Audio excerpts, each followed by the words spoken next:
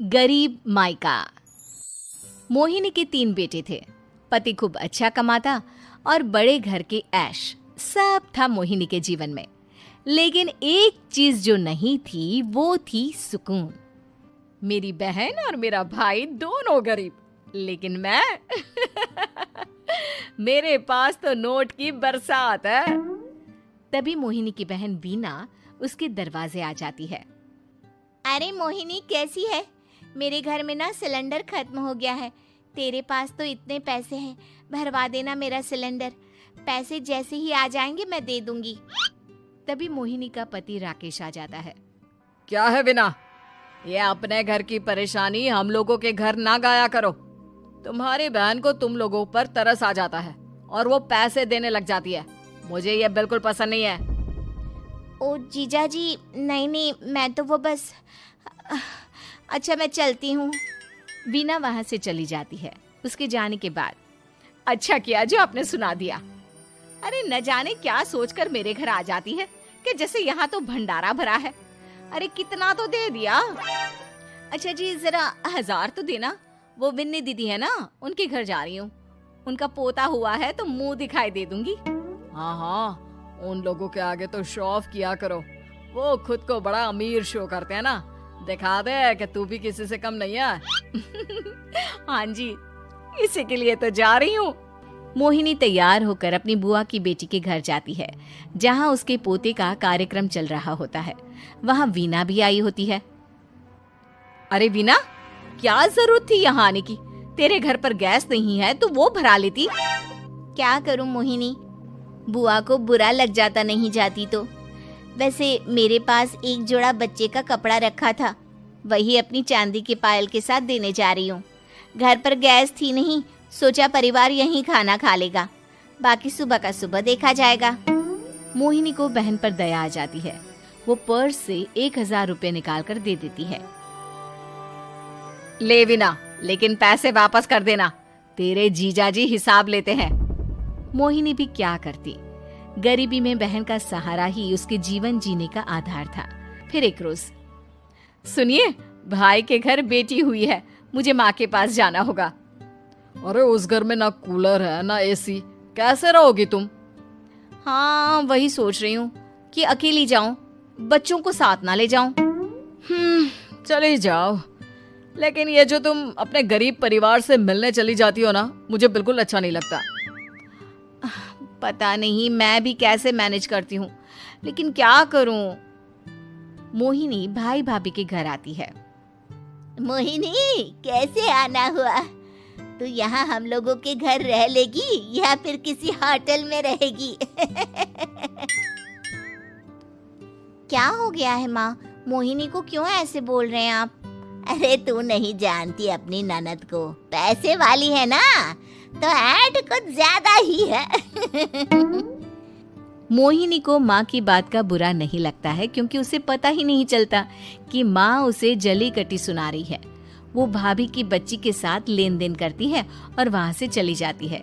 उसके जाने के बाद, माँ, क्यों आप मोहिनी को इतनी सारी बातें सुनाती हो? भाई का बेटा बोल पड़ता है। माँ, क्योंकि दादी जानती है कि बुआ के अंदर घमंड है। सही बोल रहा है मोहन। बहू भले तुझे ना दिखता हो, लेकिन मुझे और मोहन को दिखता है कि वो कितनी घमंडी है। मोहिनी मायके आती है, जहाँ गरीबी के कारण चीजें कम होती हैं। इस मोहन के बच्चे को काम पर लगा दो ना, किसी दुकान या किसी होटल में। बर्तन धो लिया करेगा, कम से कम 4 पैसे और आएंगे घर में। देख मोहिनी, माना तेरे पास पैसा है, लेकिन तेरे भाई के दिन इतने भी बुरे नहीं चल रहे कि वो अपने बच्चे की पढ़ाई रुकवाकर उससे बर्तन धुलवाए। मोहन माँ की ओर देखता है, जैसे आंखों से बोल रहा हो, देख लिया बुआ का हाल। हाँ मोहिनी, बात तो सही है, लेकिन अभी मोहन को पढ़ना है। आखिर तुम भी तो अपने दोनों बेटों को पढ़ा रही हो ना। मेरे बेटों से कैसे कंपेयर कर सकती हैं आप? अरे वो तो कलेक्टर बनेंगे। हाँ, कल को वो मोहन को नौकरी में रख लेंगे, क्यों? मोहिनी कुछ दिन और रहकर चली जाती है।